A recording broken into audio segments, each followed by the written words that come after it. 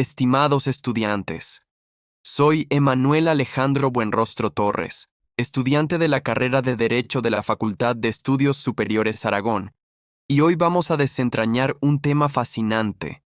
¿Por qué nuestro derecho administrativo es como es? La respuesta, como casi siempre en el derecho, está en la historia. Piensen en el derecho administrativo no como un conjunto frío de normas, sino como el esqueleto del Estado, un esqueleto que se ha ido moldeando y, francamente, sufriendo por los vaivenes políticos de México. Para entenderlo no basta con leer la ley de hoy. Debemos viajar a través de los siglos y observar cómo el contexto político y social dio forma a cada parte de su estructura, a cada uno de sus huesos. Nuestro viaje comienza mucho antes de lo que imaginan. El derecho administrativo, en su forma más primitiva, nace de la necesidad de organizar a la sociedad para la subsistencia y la extracción de recursos. En el mundo prehispánico, la administración no buscaba limitar a la autoridad, sino todo lo contrario. Se basaba en la organización colectiva para la guerra y el tributo. Figuras como el Cihuacóatl coordinaban al pueblo, no para garantizar sus derechos, sino para asegurar la eficiencia del imperio en la recaudación y la defensa. Era una administración de poder, no de servicio. El verdadero cambio de paradigma, el momento en que las cosas empiezan a parecerse a lo que conocemos hoy, ocurre con el virreinato y, muy especialmente, con las reformas borbónicas del siglo XVIII. ¿Cuál fue el contexto político? Una crisis financiera brutal en la metrópoli española. La corona necesitaba dinero, y lo necesitaba urgentemente. Esto forzó una centralización fiscal sin precedentes. Así, la famosa Ordenanza de Intendentes de 1786 no fue, como podríamos pensar románticamente, un proyecto de buen gobierno democrático para mejorar la vida de la gente. No. Fue una respuesta directa y dura a la corrupción y el fraude rampante en las cajas reales de la Nueva España. Es decir, la primera gran reforma administrativa moderna en México nace del dinero y la necesidad de control. Esto es crucial, porque explica por qué, hasta el día de hoy, la fiscalización sigue siendo la función administrativa con mayor arraigo histórico en nuestro país. El ADN de nuestro derecho administrativo está impregnado de control fiscal desde su origen. Llegamos al turbulento siglo XIX, un periodo marcado por guerras constantes, intervenciones extranjeras y la desesperada búsqueda de construir un Estado-nación. En medio de este caos, la Constitución de 1857 sentó la base legal de nuestro derecho administrativo. Por primera vez, se estableció formalmente la necesidad de un marco jurídico para la acción del gobierno.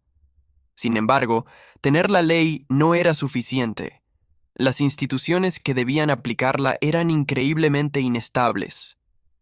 Un claro ejemplo fue el Tribunal Contencioso de 1865, un intento muy temprano de institucionalizar el control sobre los actos de la administración. Pero como tantas otras cosas en esa época, nació débil y se mantuvo inestable, apareciendo y desapareciendo. El resultado fue que, durante décadas, el derecho administrativo se mantuvo en el papel. Eran leyes hermosas, pero flotaban en el aire, sin un aparato estatal fuerte que las hiciera realidad. La inestabilidad no terminó con la revolución. De hecho, el periodo postrevolucionario fue igualmente complejo. Aquí vemos una genialidad pragmática en la Constitución de 1917. Su artículo 90, que organiza la administración pública federal, fue diseñado para ser deliberadamente flexible. ¿Por qué? Porque los constituyentes, con una aguda conciencia de nuestra historia, sabían que la experiencia mexicana hacía inviable una estructura administrativa rígida. El país estaba en plena reconstrucción. El enfoque del gobierno, al menos desde 1917 hasta 1934, no era la eficiencia administrativa de un libro de texto, sino la pura y dura consolidación política. En este contexto, la Ley Orgánica de la Administración Pública se convirtió en una herramienta de supervivencia política, un instrumento para negociar cuotas de poder y mantener unido al nuevo régimen. No fue sino hasta que la estabilidad llegó al México post-Cárdenas, allá por los años 40 y 50, que el derecho administrativo pudo finalmente florecer en el ámbito doctrinal. Con un Estado más fuerte y consolidado, surgieron los grandes teóricos. Gabino Fraga y Andrés Serra Rojas, gigantes de nuestra disciplina, fundamentaron la doctrina del derecho administrativo mexicano, pero lo hicieron bajo la óptica del modelo de Estado que imperaba, un Estado desarrollista e interventor. El Estado ya no solo era un guardián del orden, ahora construía carreteras, presas, escuelas y manejaba empresas.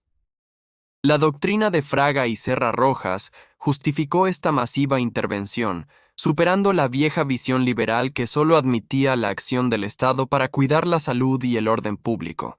El derecho administrativo se convirtió en el motor jurídico del desarrollo nacional, y así llegamos a una era más familiar. La Ley Federal de Procedimiento Administrativo de 1994. Esta ley no surge en el vacío. Nace en un contexto de transición democrática, de una sociedad que empezaba a exigir más transparencia y menos autoritarismo. Su objetivo explícito, por primera vez, fue limitar la arbitrariedad del poder y dotar de certeza jurídica al ciudadano común. La LFPA representa la culminación de una larguísima lucha histórica por obligar al Estado a actuar conforme a reglas claras, a seguir un procedimiento y a respetar los derechos de las personas. Si hacemos un corte de caja, si ponemos todo esto sobre la mesa, podemos identificar al menos 4 elementos históricos que siguen estructurando el derecho administrativo actual. Primero, las áreas de gestión administrativa definidas desde el siglo XIX, como obras públicas, contratos y la recaudación de rentas nacionales, continúan siendo el núcleo operativo del Estado. No es casualidad que hoy en día sigan siendo los mayores focos de la actividad administrativa y, por supuesto, del litigio contencioso. Segundo, la exigencia constitucional, nacida en la Constitución de 1857, de que todo acto administrativo debe estar fundado y motivado. Este principio, que hoy nos parece tan obvio, fue una revolución en su tiempo y sigue siendo la base fundamental de la teoría del acto administrativo.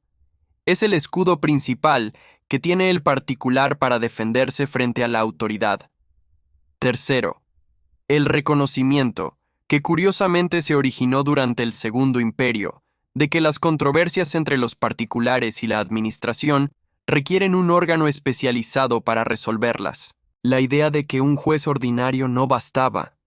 Hoy, ese órgano especializado y fundamental es el Tribunal Federal de Justicia Administrativa, heredero directo de esa necesidad histórica.